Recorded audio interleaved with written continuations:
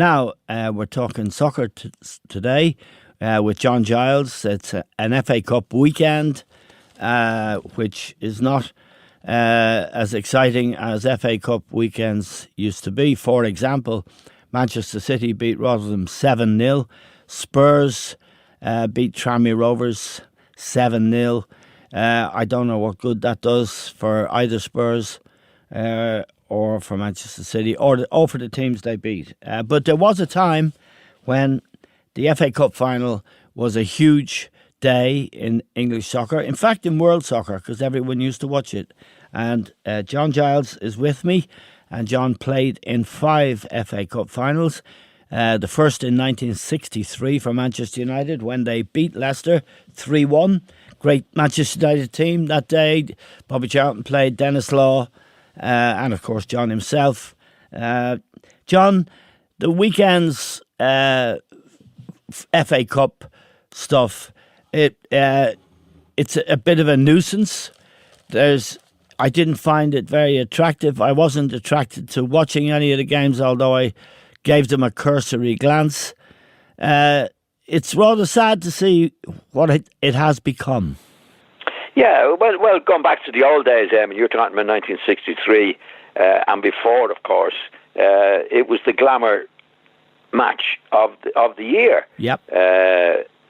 And things changed over the years, with the European competitions to come to now, where people in the Premiership, for example, wants to finish in the top 4 to get into the European competitions. People near the bottom don't want to be relegated because it's worth £150 million now to be in the Premiership.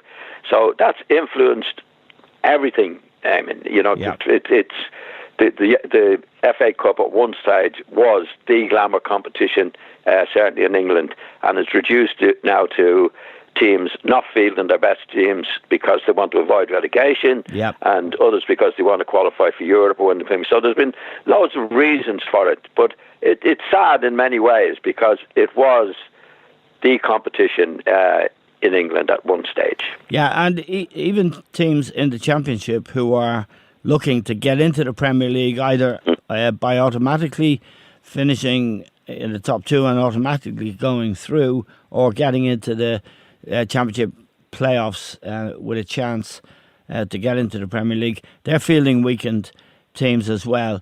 I was at the game, your first cup final, you played in 5. Your first for Manchester United in 1963. You played Leicester, who were, at the same time that you were playing Leicester, United were in a bit of relegation bother, if my memory serves me. Yes. And Leicester had a really good side.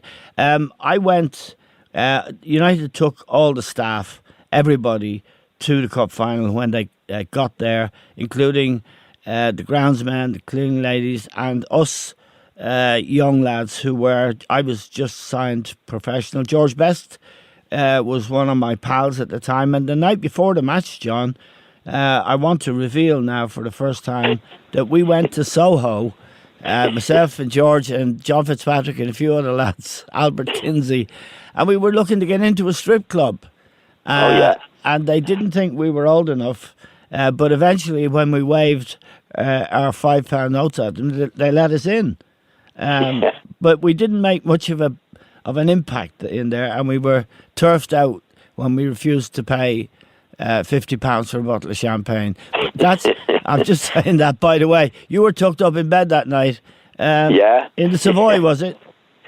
I believe so. Used to stay in town in those days. Yeah.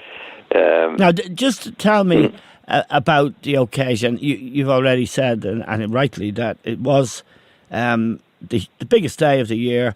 BBC had the rights. They'd come on air about 9 o'clock. The build-up was enormous.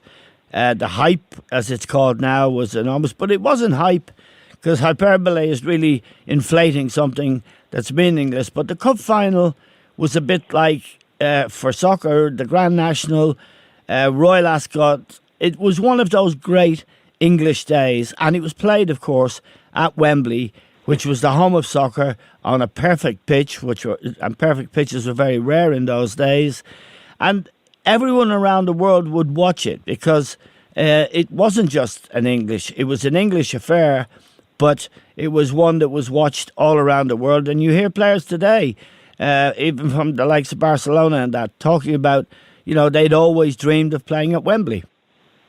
Yeah. Well, of course, and in those days, you only played at Wembley if you played for England or in a cup final. Yep. Well, as we know now, Spurs play there as a home ground, and everybody that plays lots of semi-finals and everything at Wembley. So it was a big occasion for a lot of the players, obviously, in those days. There was lots of English players and Irish players and international players, who never played at Wembley. Yep, I know that. In those days, because they didn't play for England, or England were playing away, and there was only 2 teams every year got to the cup final. So that was a big occasion in itself. Yeah, just let me give you a classic example of that, John. The Lionel Messi of his day, in England at least, was Stanley Matthews, who played for Blackpool and was a great player. And because he was he was a great man as well, I think, Stanley Matthews. But he was, if you like, the Messi of his day, reckoned to be the best. And he was coming towards the end of a long career. And it was a very long career. He played way into his 30s and even into his 40s. And the question was, would he ever get to play in a cup final? And in 1953, 10 years before you played there, Blackpool got to the cup final. And that in itself was regarded as a kind of a massive accomplishment for Matthews. And they won dramatically. I think he won 4-3, having been 3-1 down. Stan Mortensen, in fact, I think scored the goals and was the hero of the day. But as you were saying, it was a huge thing for Matthews and crowned his career in a certain way. Well, it was him because they won it. Actually, he'd played in 2 cup finals before that, Manchester United in 1948. And another team, and they thought, well, Matthews is finished now. He'll never get a cup winner's medal. Okay, I didn't realise. Okay. Yeah, 1948 when Manchester United won it, that was one of the things that attracted me to Manchester United. Jackie Carty was a great Irish player, lifting the cup. And I think Newcastle beat them in 1951, I think, or 50. Anyway, but that was his third goal, and they thought, well, this is the last time Stanley Matthews, with this his best chance and only chance to get a cup winner's medal. And that day, and he did. As you say, when Matthews was one of the greats, Eamon. He was, and as a man too. I mean, this was in the age of the maximum wage, when maybe he'd have been getting at some stage in his career £8 a week. Later on, maybe we know Duncan Edwards was on £18 and £16 when he died in the Munich air crash. His contract is in the Old Trafford Museum. But Matthews was a man of great dignity and self-respect, and he fought his corner, didn't he, for money and other things that weren't necessarily given to players. He was. There wasn't an awful lot players could do in those days. As you know, they were tied up very, very badly. But he went his own way in doing what he did. Obviously, he kept himself extremely fit. He played for Blackpool for years and years, and he was a gentleman. Yes.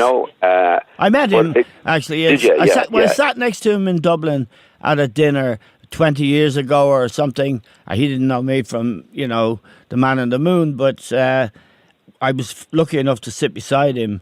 I was struck by his intelligence, how dignified he was, and how interesting he was about the bosses in those days and what bastards they were. Yeah, well, he went through it. Yeah. I think he came over at one time, Eamon, to play in... he did, a testimonial match at Talca Park.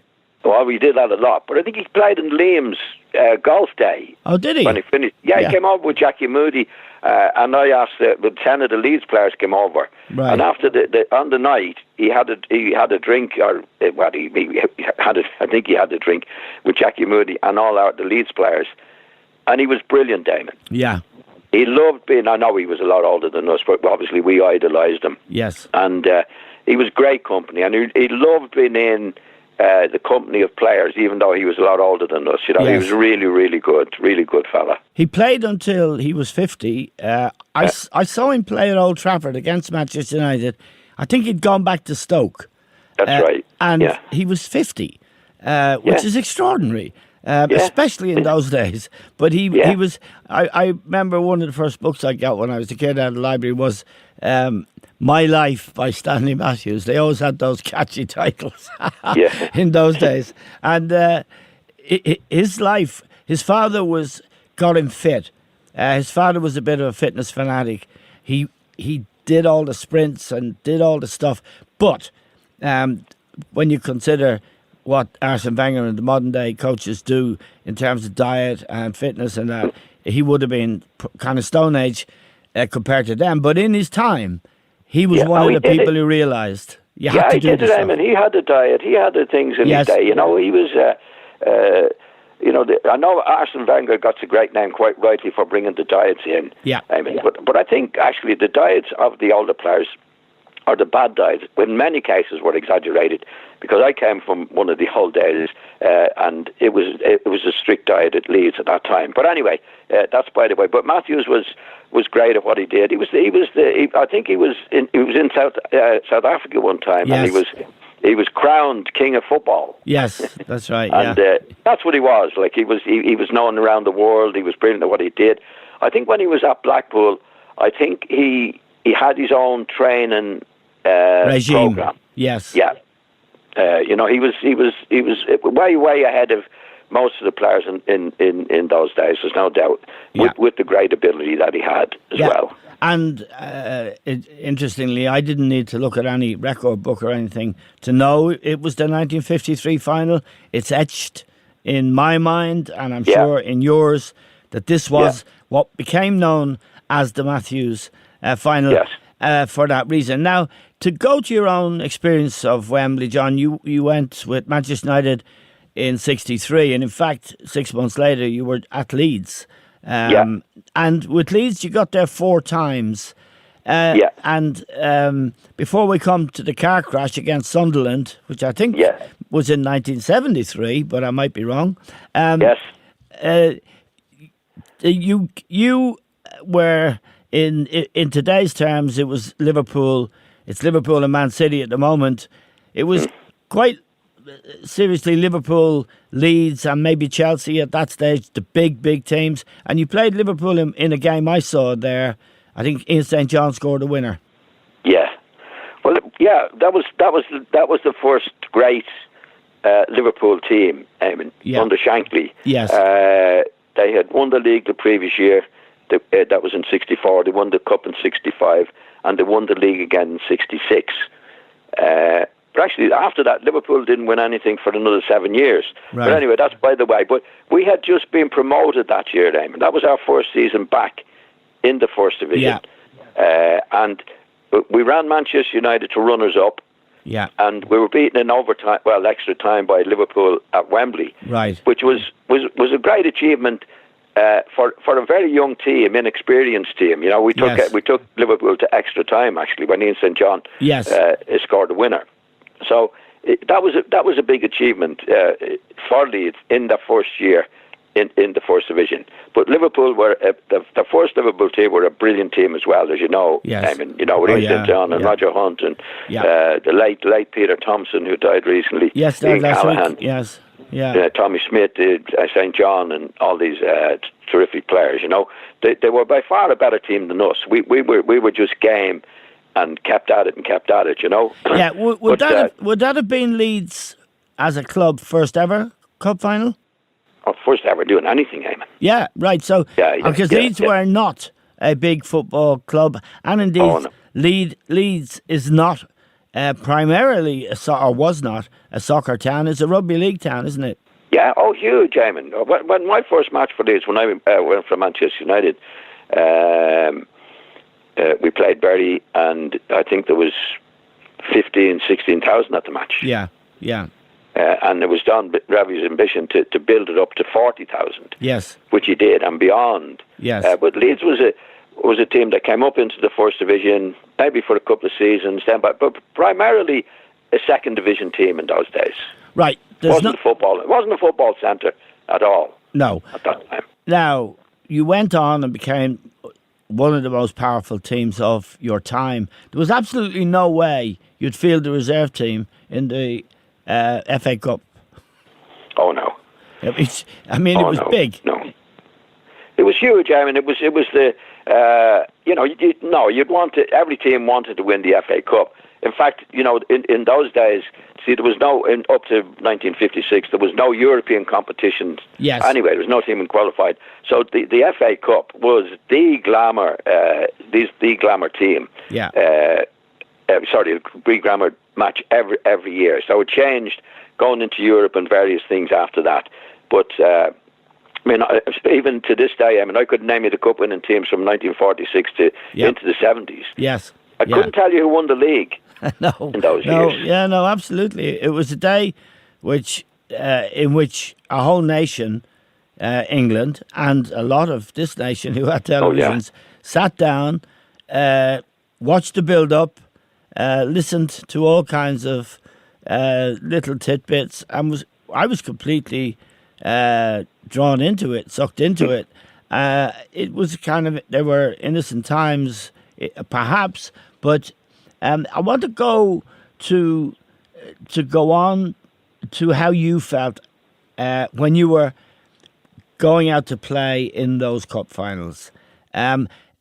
Exceptionally nervous, on edge. This was one of the big days of your career. Would that be a fair characterization?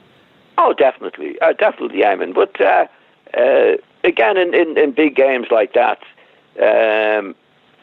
You have to control your nerves. Obviously, you have to control your nerves when you go into it. I mean, you don't suddenly start playing in a cup final like you've been brought up at Manchester United. I was in my first cup final from the time I was 15, and you played in big matches, what were considered big matches in the Central League or the what was then the Youth Cup, which was a big deal. So more that's your training going into it. I mean, obviously you're nervous. Everybody's nervous going into it, but you have to control it to control those nerves and use the nerves. Yes. Use the nerves because you get the adrenaline going, and that builds you up then to the cup final day. But you do know, and certainly I knew.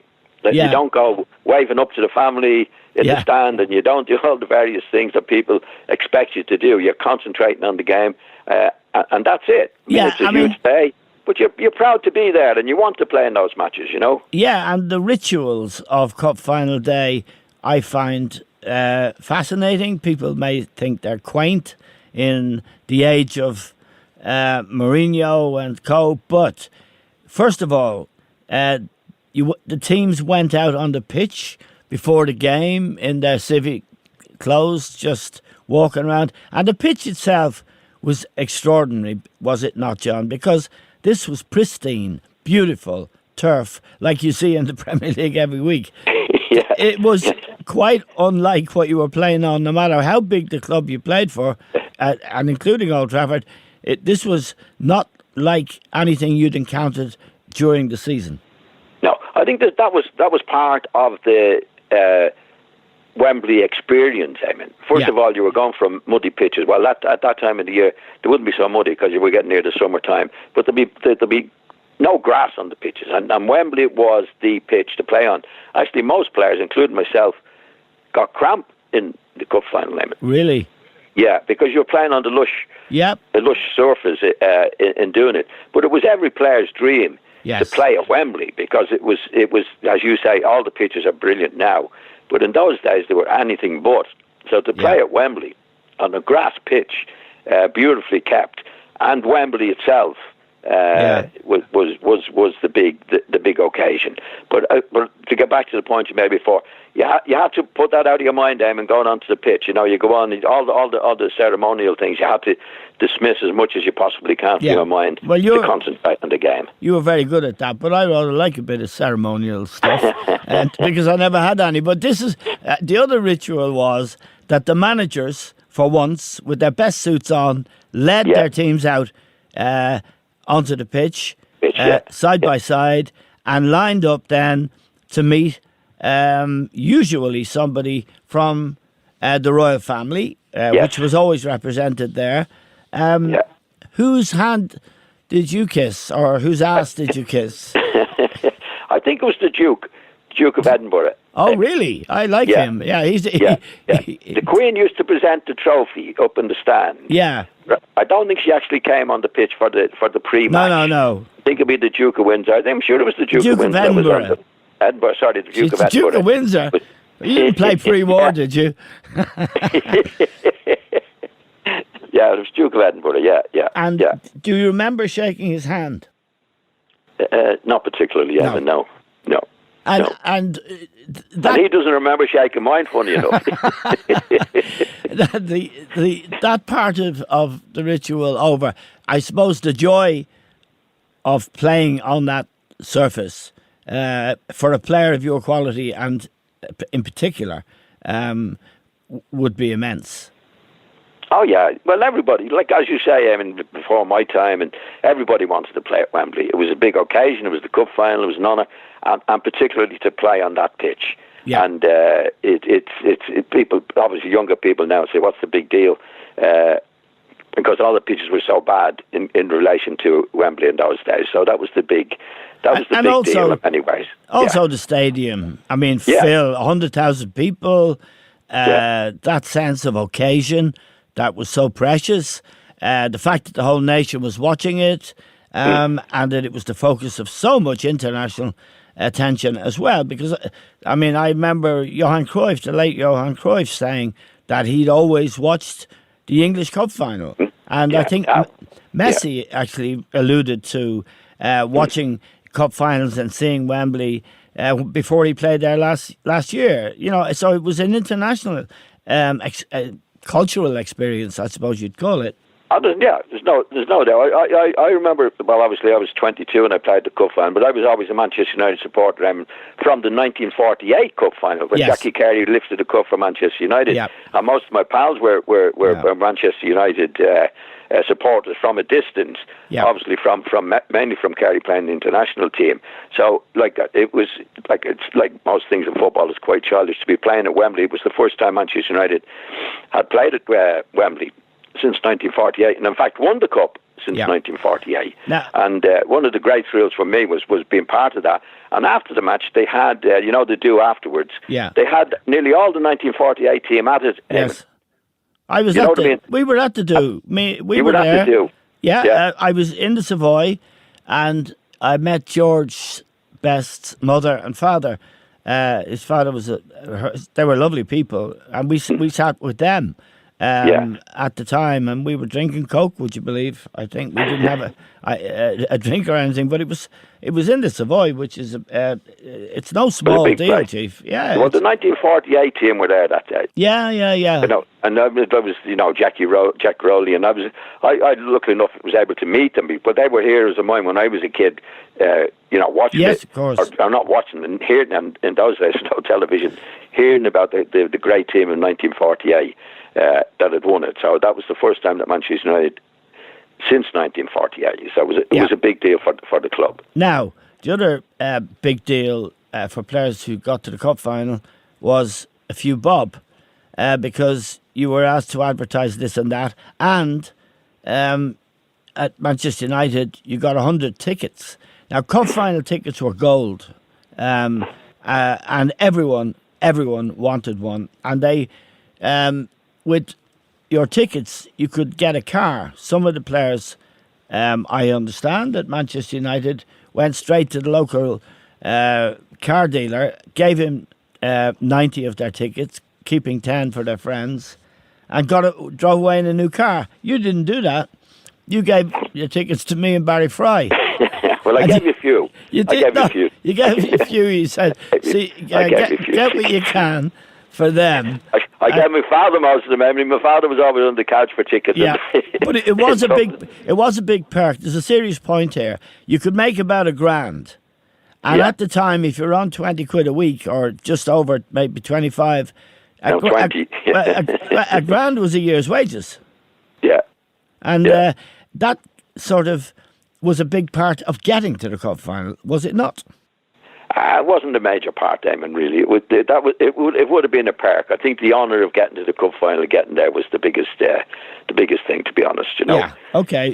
But a few bob. Anyway, me and Barry managed to mislay your tickets. We'll leave it at that. Okay. and when I played my first game for Ireland in Paris, and I got my 50 quid check, I offered it to you in lieu of the grand that you'd lost. Never mind. That's a story for another day. Now I want to take you to 1973, John.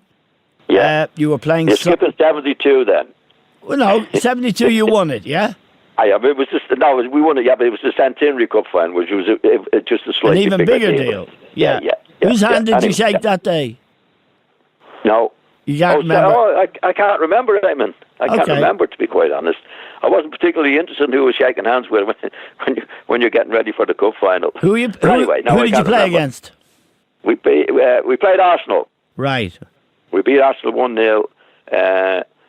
With Alan Clark scoring the winning goal in the Centenary Cup final in 72, yeah. Okay, that was a big deal too. How did you do in the league that year?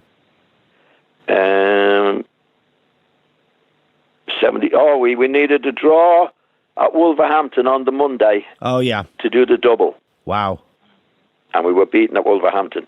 We played four matches in 7 days. The previous week, we played the previous Saturday, the Monday, the Saturday at Wembley, and the Monday at Wolverhampton. Yeah, that's killer stuff. And anyway, no one knows better than you what these players are going through today. I mean, Tottenham are playing tomorrow night against Chelsea in the Carabao Cup semi-final, and Manchester City have to. Well, they have an easy game against Burton, of course, on Wednesday. But you know exactly what's happening with these fixture pile-ups that the big clubs have to deal with now. Yeah, they're resting players, Eamon. They have to rest players. They're getting bigger squads now. See, there used to be the boast in my day. Shankly used to say the least players or the less players you use over the season, the better chance you have of winning trophies. Yep. So you didn't carry a big, and even if you played the same team, you know, what was going to be the best team every week, which eventually, when you're later on, did catch up with you. You know. Yeah. Now, 1973, you got the cup final again. Yeah. And you're playing Sunderland.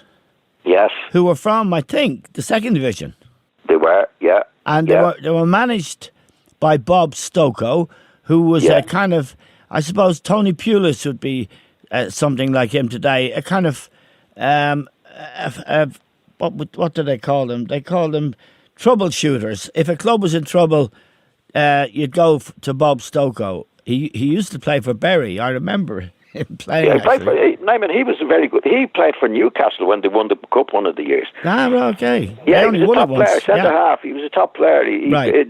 Newcastle won the cup 3 times in 5 years in the 50s. Right. And he played in one of those, at least one of those those years. Anyway, yeah. You were hot favourites, John, to beat them. Oh yeah. And it didn't happen. Ian Porterfield, the late Ian Porterfield, who died very young a few years ago, and with whom I played at Reading for a little while, he scored a winning goal. It was quite a sensation at the time. Oh yeah, we were odds on, Eamon. You know, we were a top team. I bet you. And it was one of those days. You know, that Jim Montgomery had a fantastic. I mean, one of the most fantastic saves ever at Wembley when Trevor Cherry came up and got a header and he saved it on one post. Peter Lorimer from 6 yards, Eamon, hit it, it, and Montgomery got across, and it hit him on the elbow, one of his elbows, up onto the bar and out. Yeah. That's when we were 1-0 down. It was one of those things, you know, if we got level at that stage, I think we would have done them all right. But full credit to them. You know, they played well. They had some very, very good players. Yeah. But the only thing I'd say in our favour in the long run, we were humiliated that day. I know we that. We were written off. I think I was the oldest player. Finished, done. But what people don't realise, I don't know. We actually stuck together. The Leeds lads stuck together. Never said a word publicly. The next season started. We went 29 games unbeaten to go on and win the league. Yeah. 12 months later, Sunderland were still in the second division. Yeah, I know that, John, and I know that. But on the day, good luck to them. They won it on the day. We had to take it. We had to take it on the chin. That's football, Eamon. You know, you can't. It was a big game. We were odds-on favourites, and it was a bad day for us. And you were never a fan of giant killers. I know that because we've had many conversations about it. Yeah. And your line on giant killers is absolutely right. I concede. And you say, why don't they do it every week? That's instead of living the rest of their life talking about the day they beat Leeds United. And another team that did beat you, and it was a very sensational game, was Colchester United. Yeah. For whom another friend of mine, John Gilchrist, played with me at Millwall. John, God love him, he's passed on now. But he marked you, and he did quite a job on you. 3-2 Colchester United. You didn't like that, did you? No. I tell you who did a good job on us, the late Gary Sprake. Oh, did he throw a couple in? Oh, yeah. They went 3 up on us. They went 3 up on us. And Sprake, he was... Anyway, I don't want to talk too much about him. He's gone now. Yeah. And we got back to 3-2. We'll have to talk about someone who's alive in a few minutes. But they did it. Yeah, they did us on the day. But that was over... I mean, that's over a long period of time.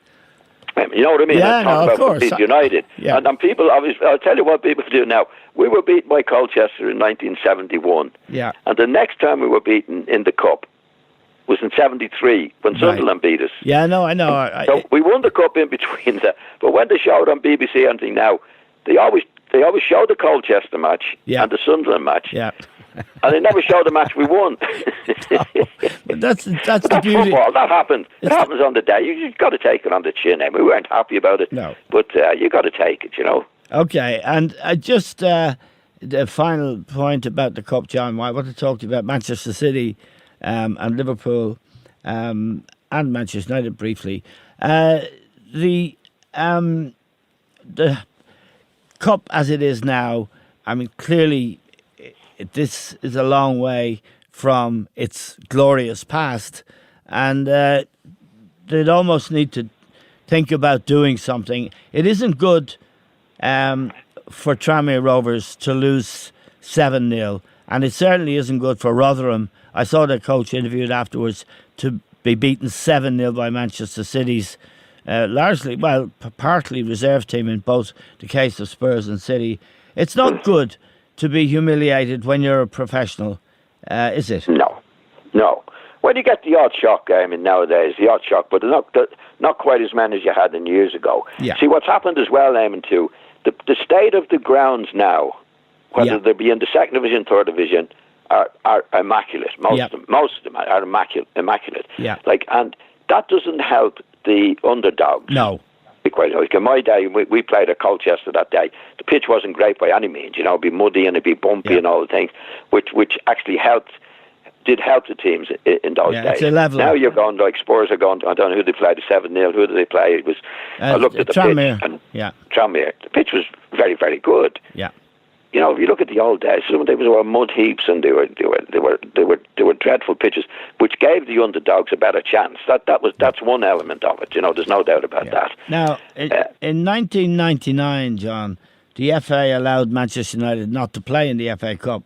They went off and played in the World Club Championship, where I think the club earned a few bob, but that would have been a kind of moment, if you like, arguably, where English football and the FA in particular said, okay, this isn't the most important thing, and they let United off. I'm not by any means saying that's the reason the FA Cup now has lost some of its allure. There are other reasons, the Champions League and the Premier League being so big now. But it was remarkable and caused a lot of comment at the time when United chose not to enter the FA Cup. Well, I think what happened, Damon, it was even worse than that. I think the FA actually compensated them for not playing in it to go to South America, because apparently the FA were looking for votes. Right. To host the World Cup. Okay, that's right. And so Manchester United actually got paid to do it, and they were the cup holders at that particular time. So not only did Manchester say we're going, they were encouraged to go by the people who actually ran the FA. It's themselves. Yep. So that was a big, big turning point in the history of the FA Cup. It was absolutely dreadful that this could happen. Okay.